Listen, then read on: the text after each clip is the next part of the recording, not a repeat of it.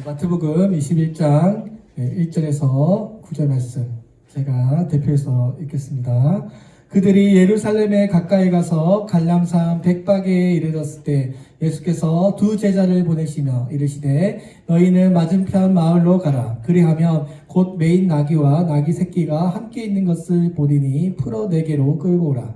만일 누가 무슨 말을 하거든 주가 쓰시겠다 하라. 그리하면 즉시 보내리라 하시니 이는 선지자를 통하여 하신 말씀을 이루려 하심이라 이르시되 시온 딸에게 이르되 내 왕이 내게 임하나니 그는 겸손하여 나귀 곧 명예 매는 짐승의 새끼를 탓도다 하였느니라.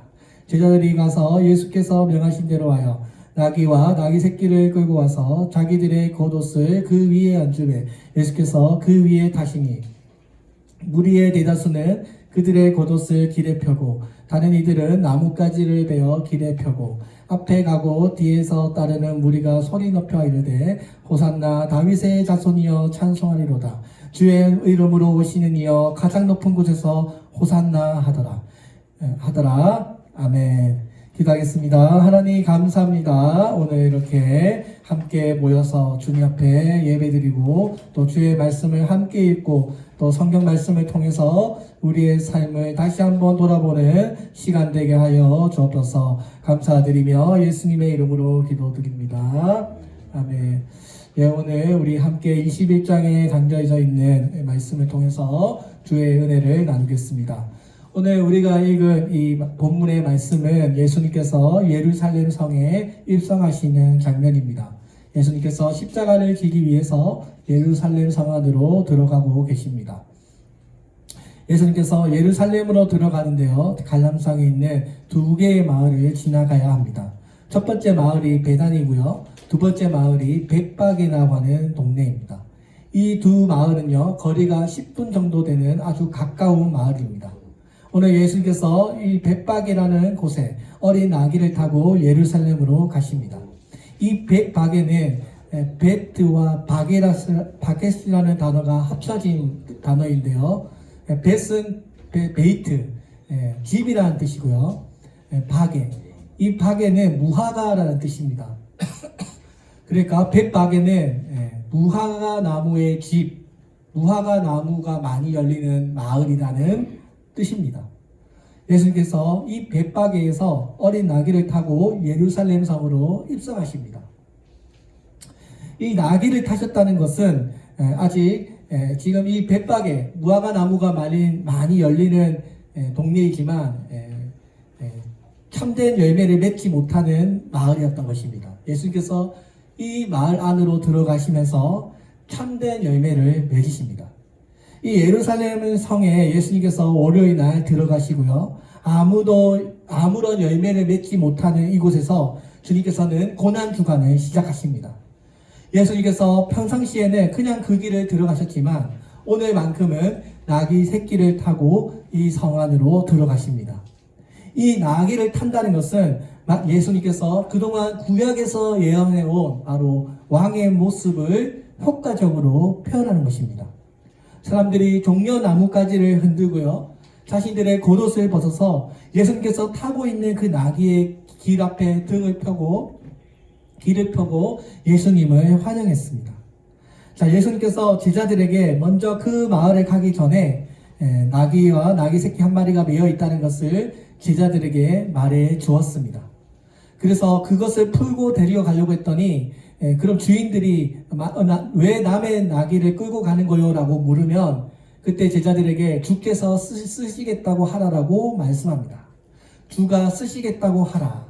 이 말씀을 듣자 그제서야 나귀의 주인은 나귀를 허락합니다. 그 나귀를 끌고 와서 제자들은 자신들의 겉옷을 나귀 등 위에 얹고 또 예수님이 타는 그 길 앞에 자신들의 겉옷을 내어드림으로써 예수님의 영광의 길을 예비했던 것입니다. 많은 사람들에게 영광과 찬송을 받으면서 예루살렘 성 안으로 입성하셨던 것입니다. 오늘 예수님께서 주께서 쓰시겠다고 하라고 하신 이 말씀의 의미가 무엇일까요? 오늘 이 세상의 모든 것이 다 주님의 것임을 말씀하는 것입니다.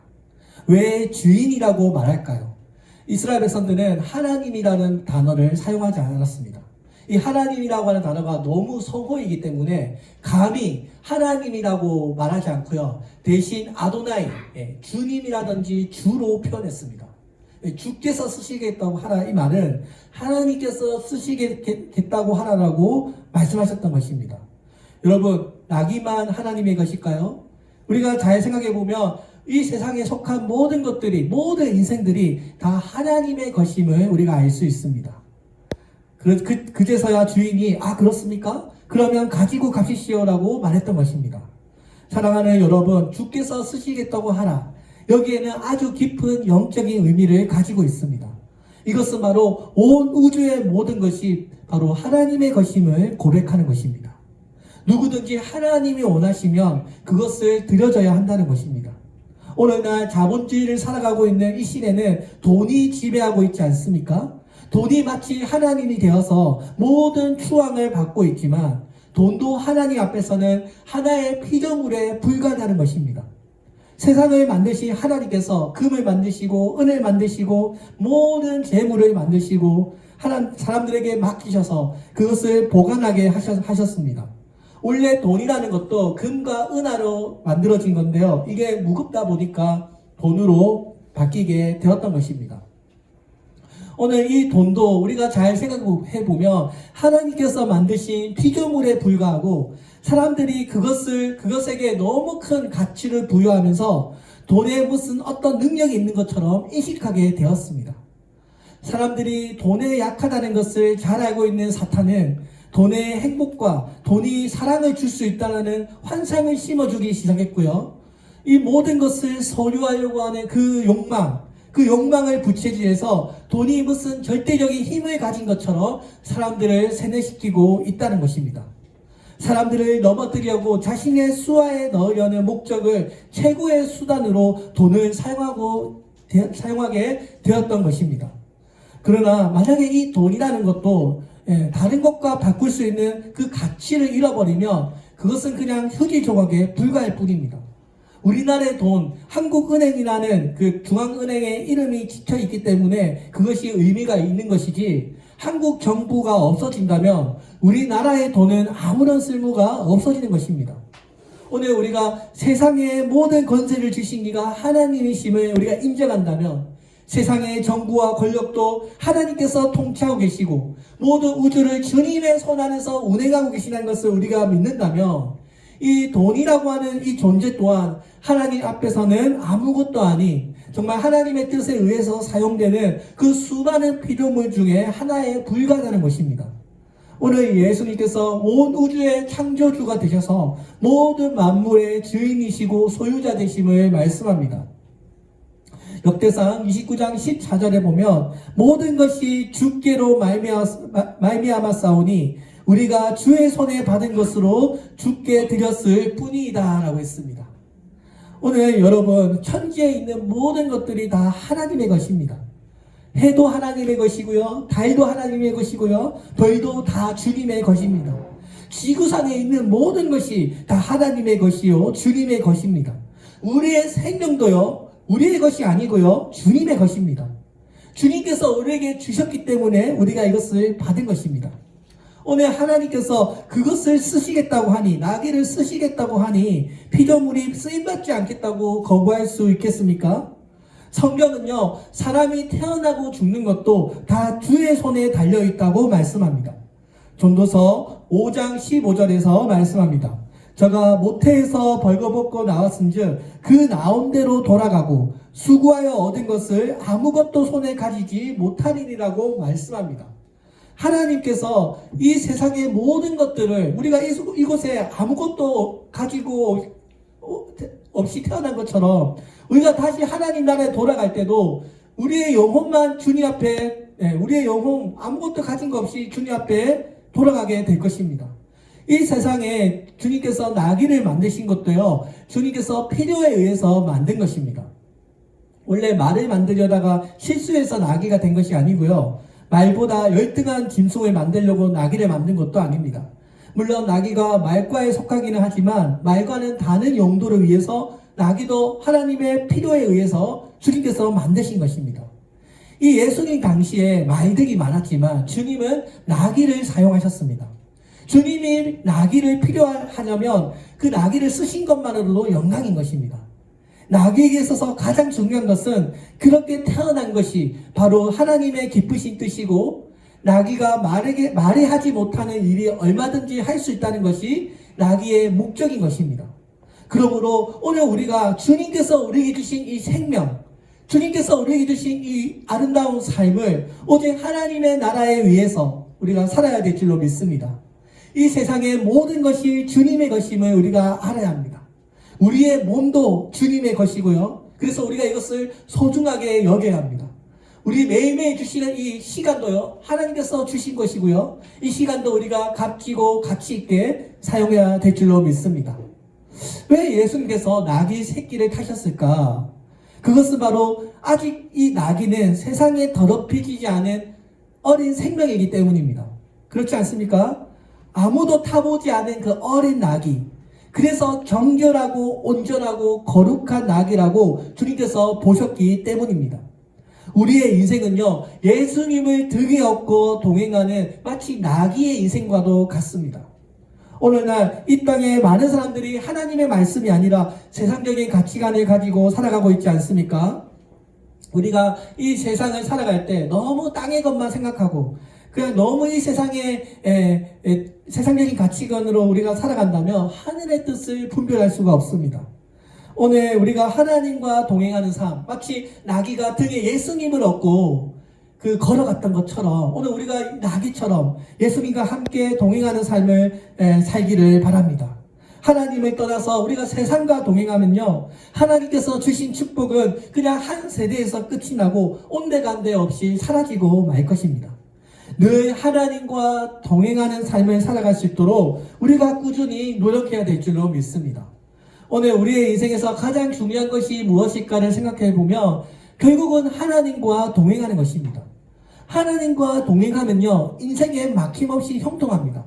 안 될 것 같은 일들도요, 하나님이 어떻게든 잘 되어갈 수 있도록 해내십니다. 하나님과 동행하는 사람은요, 하나님이 반드시 책임져 주십니다. 하나님은 우리의 연약함을 잘 아시고 그것을 아주 귀하게 사용하십니다.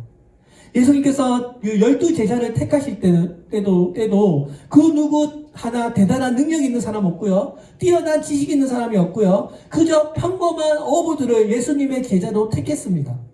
뛰어난 능력을 가진 사람들로 제자를 삼은 것이 아니고요, 하나님께서 그들의 연약함을 아시고 그들의 순수한 믿음을 보시고 그들을 사용하셨던 것입니다. 오늘 왜 예수님께서 말을 타지 않으시고 나귀를 타셨을까? 그것은 나귀가 가지고 있는 그 순수함, 때묻지 않은 정결함, 그것을 하나님은 귀하게 보셨기 때문이라고 믿습니다. 여러분, 하나님은 연약한 자를 사용하십니다. 하나님은 작은 자에게 은혜를 베푸십니다. 이 말은 하나님과 사람들 앞에서 항상 겸손해야 한다는 것입니다. 하나님은 교만한 자를 대적하시고 약한 자와 겸손한 자를 업신여기는 자를 하나님은 대적하십니다. 우리가 잘 알고 있는 이스라엘의 왕 다윗 왕, 다윗이 그 이세 아들의 막내였습니다. 이스라엘의 그 가게는 항상 장손이 모든 아버지의 유산을 이어받는데요, 아무 보잘것없는 막내 다윗이 이스라엘의 왕이 됩니다. 이것은 사람들이 다 거절하고 무시하지만 하나님께서는 다윗의 마음을 보셨던 것입니다. 그리고 하나님께서는 약자를 택하시는 그 원리에 의해서 다윗을 이스라엘 왕으로 세우셨던 것입니다. 하나님은 세상적인 관점에서 보기에는 그 하찮은 존재들, 사소한 사람들, 구백한 사람들, 가난한 사람들, 그 사람들에게 아무것도 기대하지 않지만 하나님의 눈에는 그들을 사용하신다는 것입니다. 세상적인 관점에서 보잘것없는 그 사람들에게 하나님께서는 그들에게 사명을 맡기신다는 것입니다. 오늘 우리가 이 자리에 나온 우리 사람들이 세상 사람들이 보기에는 보잘것없고 초라한 사람일지라도 하나님 보시기에는 가장 훌륭한 사람들이라는 것입니다. 작은 자리에 충성하는 자에게 하나님은 큰 일을 맡기십니다. 오늘 우리가 이 나귀 등에 타신 이 예수님을 보면서 내가 나귀라고 할지라도 주님께 쓰임받는 것이 곧 축복된 인생임을 보여주고 있습니다. 오늘 주님께서 이 나귀와 같은 하찮은 존재에게 주님의 사명을 맡기셔서 하나님의 몸된 교회를 이끌게 하시고 또 주님의 길을 걸어가게 하셨던 것입니다. 주님께서 택하셨던 이 나귀는요, 수많은 짐승들 중에 선택받은 나귀였습니다. 오늘 여러분, 오늘 우리가 나귀와 같은 인생들이지 않습니까? 수많은 인생들 가운데서도 주님은 우리를 택하셔서 우리에게 주의 사명을 맡기셨습니다. 도시성교교회 잘 섬기라고 우리에게 사명을 주셨는 줄로 믿습니다. 이 벳박의 수많은 나귀들 중에서 이 하나의 나귀가 선택을 받았습니다. 주님께 선택을 받는 순간 이 나귀의 위치가 달라지게 되었습니다. 정통적으로 이스라엘에서는 말이 태어나지 않는다고 합니다. 이스라엘 땅에서 태어나는 것은 나귀라고 합니다. 그러니까 구약 성경에 살펴보면 이스라엘의 왕이나 귀인들은 전부 나귀를 타고 이동했다고 합니다. 한마디로 낙타나 말이 외국에서 들여온 외국품이라면 이 나귀는 이스라엘의 토종 짐승이라고 할 수 있습니다. 그래서 이스라엘의 왕이 되려면 이스라엘의 토종 짐승인 나귀를 타야만 했던 것입니다. 이스라엘의 왕이 말이나 낙타를 탄다면 이 유대인의 관습에서는 맞지 않는 조합이었던 것입니다. 이 나귀는요, 이스라엘의 백성들과 아주 깊은 특별한 연관성을 가지고 있습니다. 유대인들의 전통에 의하면 모든 짐승들 가운데 이스라엘과 함께 출애굽했던 많은 동물들 중에서 이스라엘의 짐을 실었던 짐승이 바로 이 나귀였던 것입니다. 그런데 우리가 이 나귀를 잘 보면요, 율법적으로 이 나귀라고 하는 짐승은 부정한 짐승입니다. 왜냐하면 굽이 갈라지지 않고요, 대세계질을 하지 않기 때문에 율법적으로 보면 부정한 짐승에 속합니다. 이때 이 나귀를 죄를 대속하려면 이 나귀를 살리기 위해서는 정결한 동물로 그 생명을 대신해야 되는데요, 그때 양이 대신해서 바쳐집니다. 이 나귀가 부정한 짐승이기 때문에 나귀를 사용하려면 양을 제물로 바쳐줘야 되는데요, 어린 양을 대신해서 바쳐져야 나귀를 사용할 수 있었던 것입니다. 자, 이 나귀와 양의 이 관계가요, 무엇을 예표합니까? 예수 그리스도와 우리의 관계를 예표하고 있습니다. 어린 양이 이 나귀를 대속해서 죽어진 것처럼 예수 그리스도께서 이 나귀를 타고 예루살렘 성에 입성하시는 것은 예수님의 우리를 대신해서 죽으실 그 예수님의 십자가의 죽음을 예표하고 있는 것입니다. 모든 사람들이 죄로 말미암아 나귀처럼 부정한 사람들이 되었습니다. 그 누구도 하나님 앞에 나아갈 수가 없습니다. 성경에 보면 하나님과 인간 사이를 가로막고 있는 그 휘장이 인간과 하나님 사이의 그 단절된 관계를 표현하고 있는 것입니다. 예수 그리스도께서 십자가에 달려 죽으실 때 위로부터 아래까지 그 휘장이 둘로 찢어지게 되었습니다. 그것은 바로 이제 십자가의 죽음을 통해서 하나님과 인간 사이에 막혀있던 그 막혀있던 그 단절된 관계가 이제 뚫어지고 열려져 있는 길을 통해서 하나님과의 관계가 회복되었다는 것을 상징적으로 보여주고 있는 것입니다. 오늘 이 부정한 짐승이 이 나귀를 타신 것은 나귀와 같은 우리를 살리기 위해서, 그 나귀를 사용하기 위해서 어린 양이 희생되었던 것처럼 모든 인류를 살리기 위해서 예수 그리스도께서 희생되어질 것을 이 나귀를 통해서 표현되고 있는 것입니다. 이 나귀는요, 부정한 짐승이기 때문에 거룩한 일에 참여할 수 없는 짐승이었지만 주님께서 이 나귀를 타셔서 예루살렘 성에 입성하심으로써 부정한 짐승마저도 하나님의 나라를 위해서 귀하게 사용될 수 있다는 것을 보여주고 있는 것입니다. 나귀가 홀로 이 벳박이에 매여 있을 때, 주인의 등에 채찍질 맞을 때 평생 나의 운명은 그냥 주인에게 채찍질 맞는 그런 운명일 줄로 모릅니다. 근데 예수님께서 이 나귀를 쓰시니까 그때부터는 먼지나는 인생이 아니라 예수님의 등에 업고 많은 사람들의 박수를 받으면서 많은 사람들의 겉옷을 깔아놓은 그 황금길을 걸어가는 영광의 길이 이 나귀에게 열리게 된 것입니다.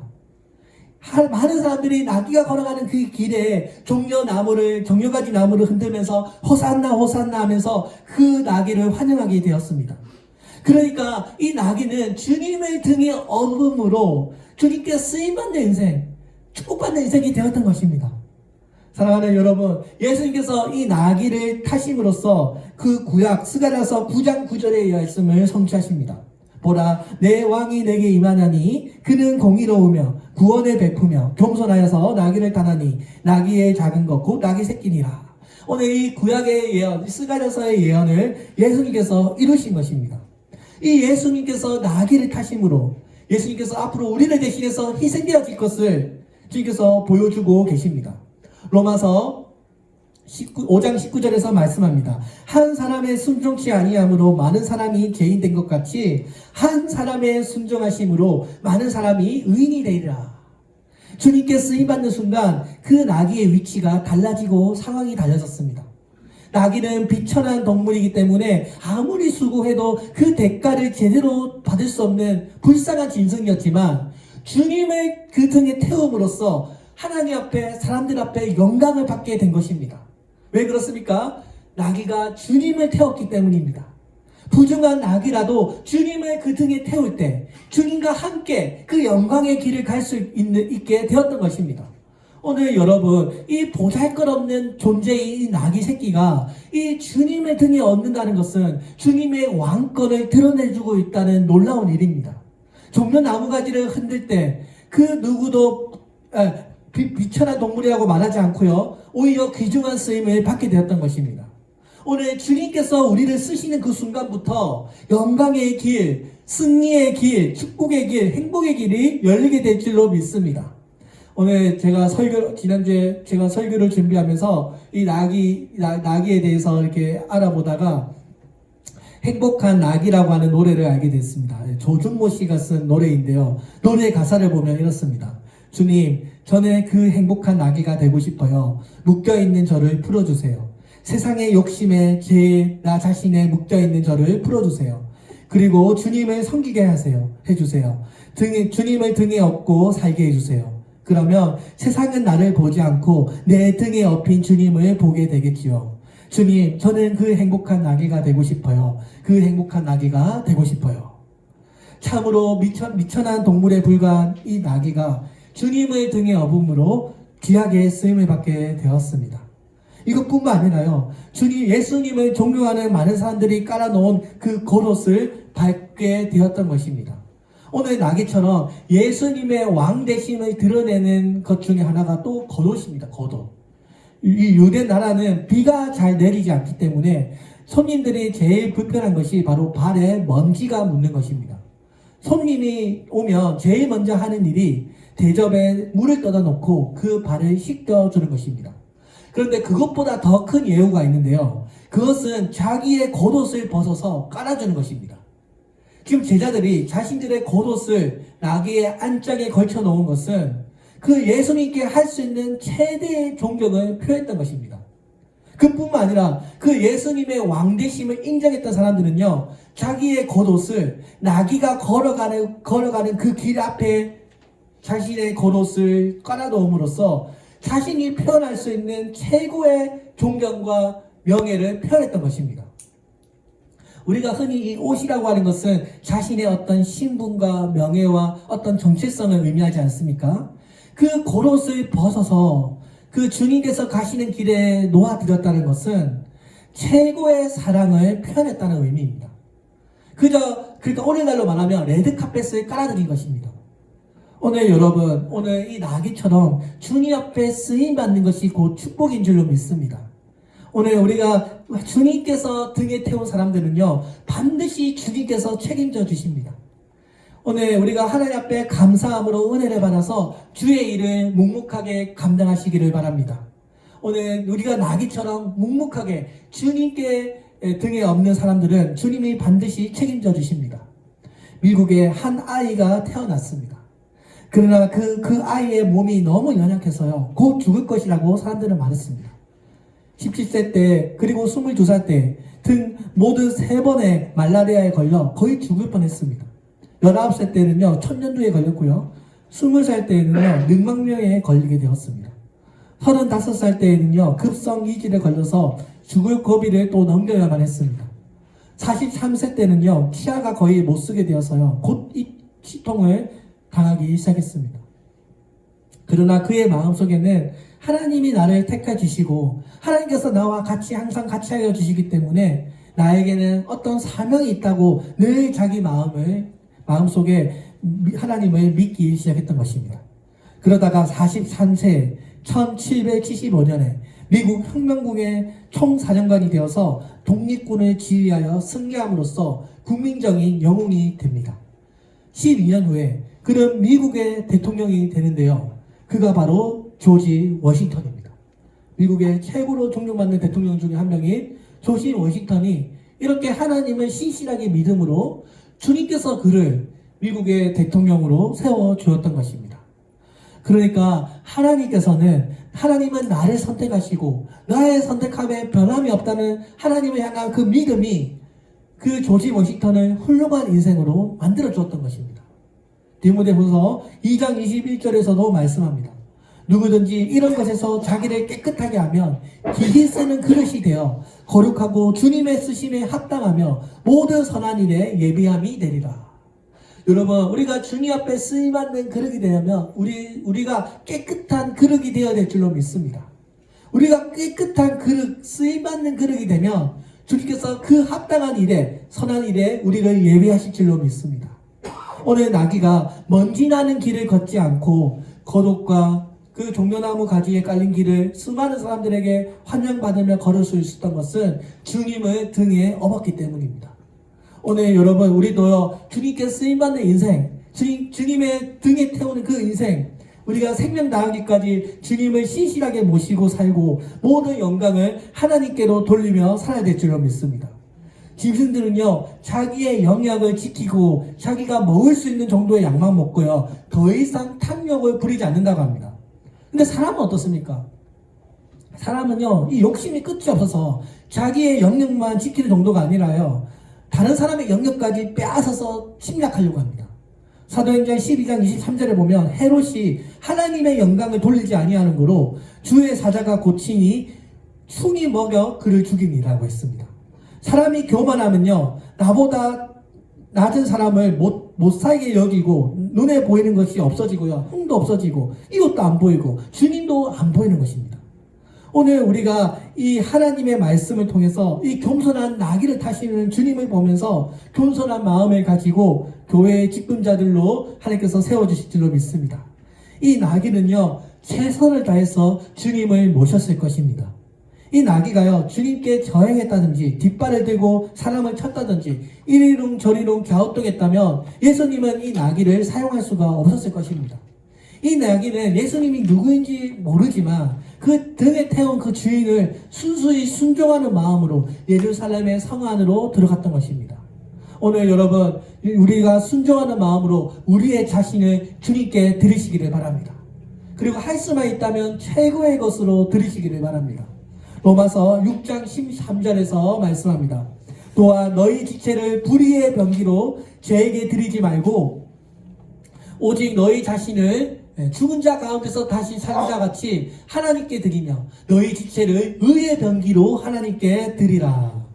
가장 좋은 것으로 주님을 섬기라는 것입니다. 바울처럼 나는 오직 십자가 외에는 자랑할 것이 없다라고 하면서 자기가 가졌던 모든 지식이 예수님에 비하면 그냥 대성무에 불과하다는 것을 말했던 것처럼 세상 모든 사람들 앞에서 하나님의 영광을 나타내는 사람들이 되시기를 바랍니다. 오늘 나귀처럼 주님께 쓰임받는 자는요, 충성을 다해야 합니다. 예수님을 태운 나귀는요, 예수님께서 예루살렘 성에 입성하기까지 최선을 다했습니다. 힘들다고 중간에 포기하지 않았고요, 예수님 내려놓지 않았고요, 딴 길로 갔다는 말이 기록이 없습니다. 예수님께서 그 예루살렘 성에 입성하기까지 그 나귀는 최선을 다해서 자신의 사역을 잘 감당했습니다. 이 짐승이지만 예수님을 모시고 끝까지 자신의 길을 다 갔던 것입니다. 여러분, 이 나귀도 그렇게 사는데요. 그렇다면 오늘 우리가 주님께 우리가 받은 이 은혜, 하나님께서 우리에게 어떤 일을 맡겼든지 간에 그 일을 끝까지 충성을 다하시기를 바랍니다. 세상에 정욕에 사로잡혀서 불쌍하게 살다가 저주받아서 죽지 말고요, 우리가 하나님의 손에 붙들려서 하나님의 은혜로 살다가 주님 앞에 설 수 있는 인생이 되시기를 바랍니다. 오늘 주님께서는요, 끝까지 충성된 자에게 지혜도 주시고요, 감당할 수 있는 능력도 주시고요, 또 더 많은 것을 우리에게 맡기시고요, 또 뭘 맡기십니까? 생명의 멜류관을 우리에게 맡기십니다. 여러분, 사랑하는 여러분, 세상의 모든 것이 다 주님의 것입니다. 우리가 이것을 감사하고 주님께 더욱 쓰임받는 인생이 되시기를 주의 이름으로 축원드립니다. 아멘. 기도하겠습니다. 살아계신 하나님 아버지 감사합니다. 오늘 주님 앞에 쓰임받았던 이 나귀처럼 주님 우리의 인생이 정말 묵묵하게 주님만 바라보며 주님의 영광의 길에 동참했던 그 나귀처럼 주님 우리가 십자가의 길을 걸어갔던 그 예수님과 함께 동행하는 하나님과 동행하는 삶을 살게 해주시고 주님 우리 도시성교교회 하나님께서 귀한 영혼들 보내주셔서 아름다운 하나님의 나라를 이루고자 믿음의 동역자들을 보내주시니 감사합니다. 주님, 주님께서 우리에게 주신 이 아름다운 사명을 주님 우리가 묵묵하게 충성하여 하나님의 영광을 위해서 살아가는 복된 성도들이 되게 해주시고 이 나귀가 딴짓거리 하지 않고 다른 길로 빠지지 않고 오직 예수님과 함께 예루살렘 성에 입성한다고 했던 것처럼 오늘 주님께서 끝까지 충성하는 자에게 하나님께서 지혜를 주시고 영감을 주시고 능력도 주시고 많은 것을 맡기실 줄로 믿습니다. 오늘 하나님 우리 사랑하는 성도들에게 이 세상의 모든 것이 다 주님의 것임을 항상 감사하면서 더욱 크게 쓰임받는 복된 성도들 되게 하여 주옵소서. 감사드리며 예수님의 이름으로 기도드립니다.